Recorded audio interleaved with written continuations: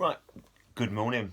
We have a special guest today, as you can see, giving herself a wash by the looks of things, cleaning her feet. Lovely. Now, as you recall, we were getting to the very end of this book. We, in fact, finished the main part of the story. The next part is 30 years later. Before we travel 30 years later, shall we have a think about what happens? So, Amy made it back to the island, back to Culion. She got bitten by a snake and hit by a rock by Mari. She managed to get to the hospital where she was able to see her mother because Sister Marguerite set off the fire alarm. She got to say goodbye to her mother. Her mother sadly died.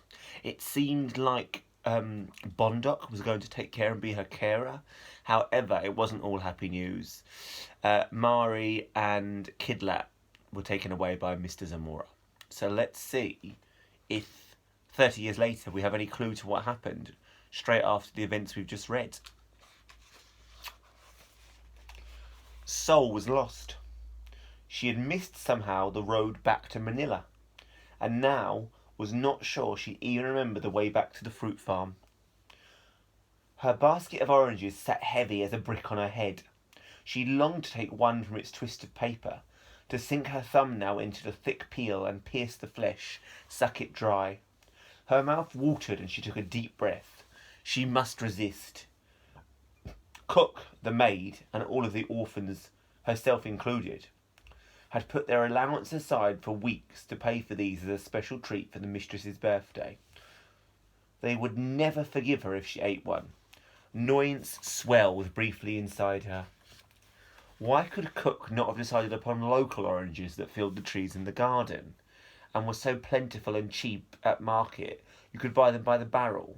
Why did she insist that the mistress must have these oranges? Why did she insist? They did not seem any different from market oranges, but from the way the farmer picked them from the tree and wrapped them individually in thin sheets of paper, you'd think they were made of glass. And why? And this was what made her fists clench and jaw tighten. Was it her, only just 13 and with a notoriously bad sense of direction, who had to make the 2-hour-long journey on foot, along a route no bus took, and get so lost on the way back that soon the moon would be out? She took another steadying breath. She knew Cook had meant no harm. It was a nice idea, and one that would make the mistress very happy. Sol softened. Things had been so much better since Mistress and her brother had taken over the orphanage 5 years ago. If anyone was deserving of a treat for their birthday, it was her. And now Sol thought about it. She had volunteered in order to avoid helping out on laundry day, but still, she shuddered. These were not friendly forests. They were wild and untamed, a world away from the cultivated paddy fields that skirted Manila, miles from here. The day was shedding its light faster now, in that careless, urgent way that meant the sun was dropping towards the horizon. She stopped for a moment, panting. It was not just the heat and the weight of the basket, but the beginnings of panic. She should go back, try to find the paths back to the farm. She closed her eyes, trying to remember which route she had taken. Right, left, middle. No, that wasn't it. Right, left, middle, left. Oh, come on, remember. She opened her eyes again. It was no use. Her best hope was to keep following the faint path ahead. She stumbled on and suddenly reached a tree line. Ahead, the path mounted over a narrow ridge, pressed up like pastry edging a pie. It looked as crumbly too, and she was careful not to get too close to the edge as she peered over. Her heart sank. Below was a valley dark with more trees, a thick patch of red and blue flowers twisting across the centre, and a thin river glinted like a silver blade through the forest. But there was no sign of a town, nor of a farm. She placed the basket on the ground and slumped down beside it, kicking off her shoes and rubbing her aching feet. She looked at the paper-wrapped oranges. No harm now. She'd be in trouble for missing her shift in the kitchen when she got back anyway, if she got back. She took a twist and unwrapped it, bringing the orange up to her nose and inhaling the scent. Her mouth watered as she stuck her thumb deep into the peel and pulled until the fruit sat round and perfect in her palm. She meant to eat it slowly in segments, but her thirst took over, and soon she'd eaten it like an apple, the juice sticking her fingers together. It was the most delicious thing she had ever tasted, far sweeter than the local market oranges.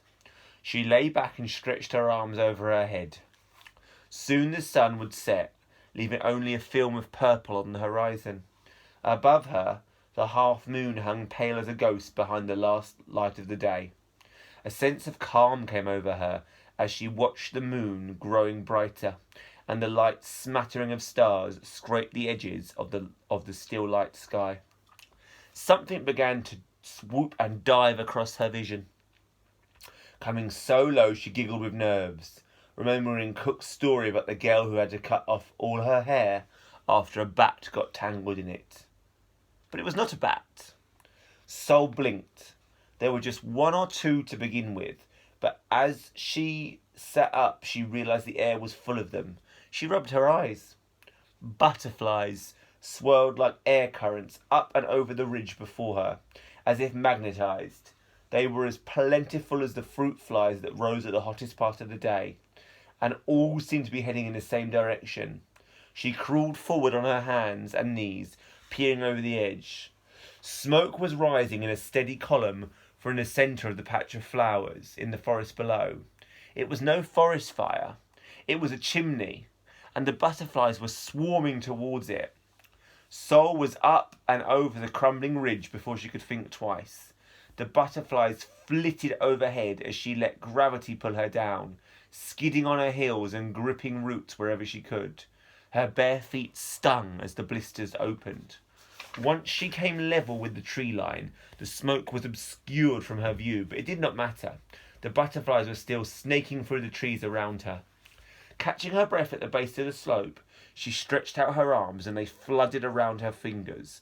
So close, she fancied she could feel the kiss of their air pushed up by their wings, bruising her hands. One alighted on her upturned thumb, an iridescent blue in the dusk, with veins of black shot through the shimmer. She watched it open and close its wings once, twice, then rejoin the swarm. Sol felt giddy. She stumbled, crouching to wait for the faintness to pass, and when she looked up again, the stream of butterflies had petered out. In panic, she ran forwards, catching sight of the last of them as they whipped around a corner like a tail. She followed them into a sudden clearing. The trees felled and the glass trampled down. At the centre of the clearing was a huge tumble of red flowers on a bush as big as a house. Sol looked closer. It was a house. The walls were wreathed in flowers, and there was the smoke she had seen rising from the centre of the roof. Except now she was nearby. It did not smell like ordinary smoke. It was scented like honey, mixing with the sweetness of the flowers. The butterflies danced around the column, and she noticed they were flying clumsily now, butting up against each other, dipping down, then lurching up again. Her heart began to beat faster. This was not right. Something in the smoke. Something was hurting them. Sol stepped forward. She wanted to swat them away from the smoke, but the roof was too high. Then they began falling like ash. Most landed on the flowered roof and walls, but some came down before her, landing at her feet like jewelled leaves. No! She knelt carefully and tried to lift one, but its wings turned to powder between her shaking fingers. She tried again with another as a bright light lit up one of the flowered walls. A door opening. Stop! I haven't got long because I need this to be less than 10 minutes to go successfully on to Tapestry, and we've got 30 seconds to go. But who is Sol? We're 30 years later. Is she anything linked to the previous story? Where are we now? Does this house remind us of anything previously in the story? And this orphanage, could it be the same orphanage? Who is the mistress? Who is the brother? I'm very intrigued.